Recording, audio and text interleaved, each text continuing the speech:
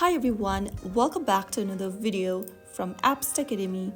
In this video, I'm going to show you how to log into your eBay account using the eBay mobile application.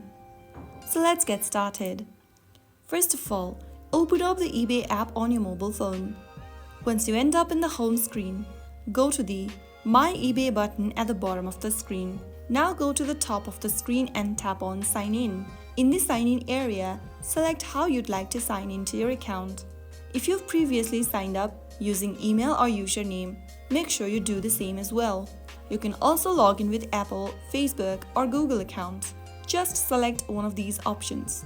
I'm gonna use email or username option. On the next page, you'll be prompted to type in your username or email. Enter your correct username or email address and then type down your password on the next field.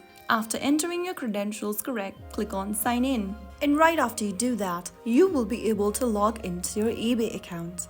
That is how it's easily done. If you found the video helpful, don't forget to like, share, and subscribe to the channel for more tutorials. I'll see you in the next one. Stay tuned till then.